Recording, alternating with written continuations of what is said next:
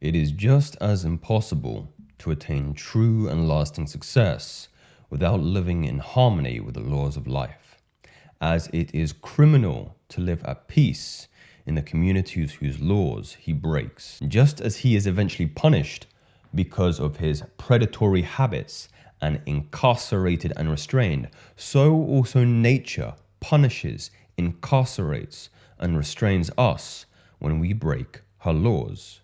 This restraint is called disease and is an enemy of happiness, for one, no matter what wealth he may have or what position he may occupy in the world, can never be happy when he is in ill health. Only in the measure that we are supplied with bubbling over health can we feel sufficiently optimistic, cheerful, and vigorous to attain the success which we are seeking. The Bible tells us that death and disease came into the world through eating of the tree of knowledge. And through the materialistic point of view, this may sound silly.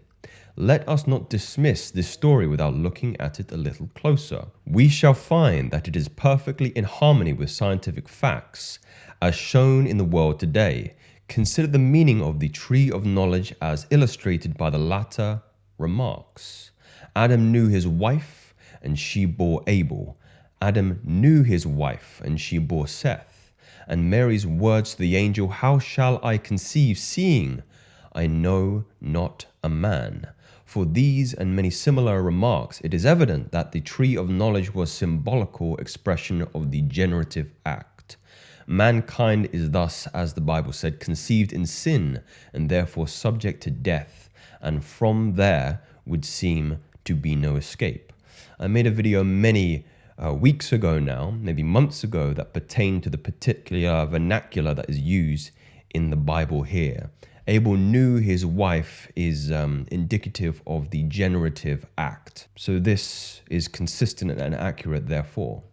We would, however, do well to remember that evolution is a fact in nature, that a man as he is today is the result of a long past, and that this present state is not the final attainment of a standard of perfection, but that there are greater heights ahead of us. We are in a state of ever becoming. There is no halting nor resting upon the path, which is as limitless as the age of the spirit. Moreover, as what we are today is the result of what we were yesterday, so also whether we shall be one thing or another tomorrow depends upon how we use our faculties today. Let us then examine the past by learning what we have. We may gain an inkling of what we are to be. I think often we do not consider the imperative of evolution. We may consider that we are the height, the pinnacle of human evolution. This is naive. This is childlike psychology to lean on. We are in an ever state of becoming as pertaining to this particular text. According to the Bible, mankind was male, female before being separated into two distinct sexes as man and woman. We still have with us hermaphrodites who have this, as we think today, abnormal formation to prove the truth of this biblical assertion, and the physiology of the opposite organ of either sex is latent in all. During the period where man was thus constituted, fertilization must have occurred within him, nor is this any stranger that they may have plants as so fertilized today. Let us now see from the Bible what was the effect of self-fertilization in the early days. There were two prime facts that stand out. The first is that there were giants in the earth of those days. The other, that the patriarchs lived for centuries. And these two characteristics, great growth and longevity, are possessed by many plants of today. The great size of trees and length of life are wonderful. They live centuries, where man lived only few score years. Then the question comes, what is the reason for this evanescence of human life, and what is the remedy? Let us first take up the questions of reason, and the remedy will be later apparent. It is well known to the horticulturist that plants are stunted in their growth when they bloom too prolifically.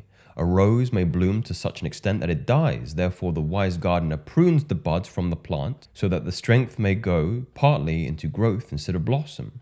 Thus, by keeping the seed within itself, it attains the strength required for growth and longevity. This was the secret of the great size and long life of the earlier races.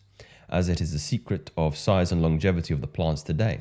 It's a very interesting correlation, and I'm hoping you can see the analogy here with the horticulturists, the plants, the flora, you could say, of the world today, comparatively to the human fauna. That the creative essence is the seed, a spiritual substance that is evident when we compare the dauntlessness and impatience at restraint of the stallion or the bull with the docility of the steer and the gelding. This is in reference to neutering, and how neutering is a process by which you make an animal more docile. You cut it off from its generative power, its generation of testosterone, the masculine principle.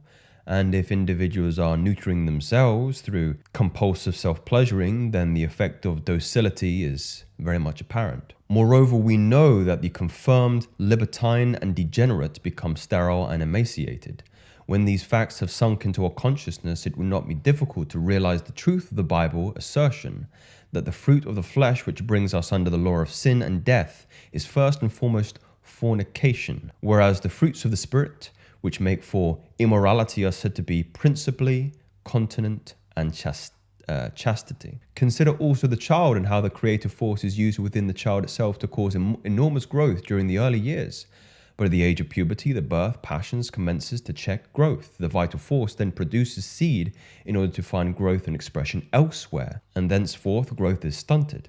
If we continue to grow during life as we grow during childhood, we should be giants as were the divine hermaphrodites of long ago. The spiritual force generated from the time of puberty and all throughout life may be used for three purposes: generation, degeneration, or regeneration. It depends upon ourselves which of the three methods we choose. But the choice that we make will have an important bearing upon our whole life. It overshadows every single moment of our existence and determines our attitude in each and every given single phase of life among our fellow man. How we meet various trials of life, whether we are able to grasp our opportunity or let them slip by, whether we are healthy or sick, and whether we live our life according to satisfactory purpose. All this depends upon the way we use the vital force. This is the very spring of our essence, the elixir of life. The part of creative force, which is legitimately sacrificed upon the altar of fatherhood and motherhood, is so small that it may be entirely neglected for the purpose of the present considerations. There is no reason whatever from a physical or spiritual standpoint why celibacy should be insisted upon in any religious order, neither is this at all in harmony with the Bible. The mere suppression of the sexual attraction is not a virtue in itself. In fact, it may be a very serious vice, for there is no question that many millions on the account of convention are prohibited or prevented from seeking the natural satisfactions that fall into the most unspeakable vices on the account. I think to expand upon this particular point, we go back to the three principles: generation, degeneration, or regeneration. If we are not using this creative force for regeneration, we are suppressing it, which is another expression of degeneration. I've made the point many times now that you must transmute this energy through leveraging pranayama. Shakti energy follows prana. Shakti energy is creative energy. Prana is universal life force energy. Creative energy follows life force energy.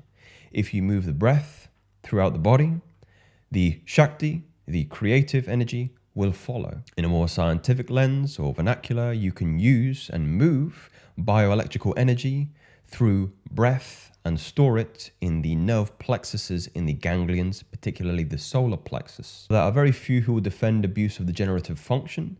Many people who follow spiritual precepts in other things still have the feeling that frequent indulgence of the desire for sexual pleasure works no harm. Some even have the idea that it is as necessary as the exercise of another organic function. This is wrong for two reasons. The first is each creative act requires a certain amount of force, which burns up tissue that must be replenished by extra amount of food. There's an exchange of energetic assets there. This strengthens and augments the chemical ether. Secondly, as the propagative force works through the life ether, this constitute of the vital body is augmented with each indulgence. Thus, we strengthen the two lower ethers of the vital body by sending the creative force downwards for gratification of our desire, and their interlocking grip upon the two higher ethers, which form the soul body, becoming tighter and more powerful as time goes on. As the evolution of our soul powers and the faculty of traveling in our finer vehicles depends upon the cleavage between the two lower ethers of the soul body, it is evident that we frustrate the object we have in view and disregard the development by indulgence of our lower nature. If we turn again to the garden, we may obtain a striking illustration of the result of following the apostles' advice to keep the seed within by considering the qualities of the seedless varieties of fruit. Seedless fruits are larger and better flavored than those which have seeds, because in them all the sap is being used for the single purpose of making the fruit delicious and succulent. Similarly, if we, instead of wasting our substance, we live chastely and send the creative force upwards for regeneration, we thereby etherealize and refine our physical bodies at the same time we strengthen our soul bodies. In this way, we may materially lengthen life and so increase our opportunities for soul growth and advancement for the path in a very marked degree. One of the ways that the yogis describe this is the transmutation of pranic or shakti energy into something like ojas energy. The eyes sparkle, the skin glows, and this is a manifestation of this particular excerpt. Instead of seeking physical gratification when conscious of the surging impulses of the lower nature, if the individual focuses thoughts and imaginations upon something he desires to create, whether it be a poem, an invention, a picture, a musical composition, or some material demonstration, such as a home or a new built business venture, he will find that a double purpose is served. It is the creative energy and transmute that energy to create. Meditation upon high and inspiring subjects has power literally to transform forces impregnating the sexual fluids. For these fluids are really carriers of the etheric force of creation, the true creative agent. An inspiring poem or passage from the scriptures can be the channel for immediate direction of the thoughts and creative power into uplifting currents. By consciously directing pure love currents from the heart into the creative centers of the brain, sexual activity may be transmuted into the activities of the mind and spirit, with a corresponding birth upon the mental plane and spiritual plane. So you can give birth physically, or you can give birth mentally and spiritually. Every cell of the body is or can be made subject to the absolute control of the ego by means of the mind. It is possible to raise the body above the forces of the physical passions and to center one's whole being in the currents of the spirit. Patience, persistence always succeeds, and the rewards are exceedingly gratifying. Permanently better physical health, increased mental powers, pure desires, and unfoldments of the innate spiritual faculties latent in every single human being. Rudolf Steiner said that a man cannot perform on the spiritual foundation or a spiritual platform until he has disciplined the creative capacity. The sexual deviant or maniac is proof of the correctness of the contention of the occultist that one part of the sex force builds the brain. He becomes an idiot because of drawing out and sending out not only DHE negative, I'm not actually sure what that term means, or positive part of the sex force.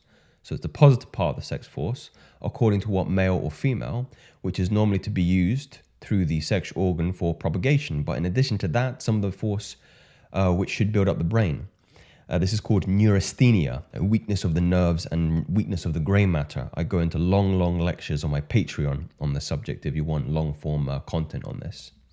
On the other hand, if the person is given to spiritual thought, the tendency to use the sex force for propagation is slight, and whatever part of it is not used in that way may be transmuted into spiritual force.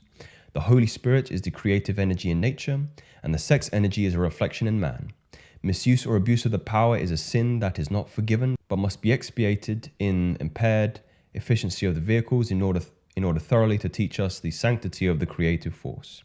So the lessons in the apathy, the lessons in the lethargy and the negative emotions, the shame, is the description of that particular excerpt. I'm interested to know how this particular Rosicrucian text impacts you. If you found it valuable, let me know. And these aren't theories, these are facts. Speak soon.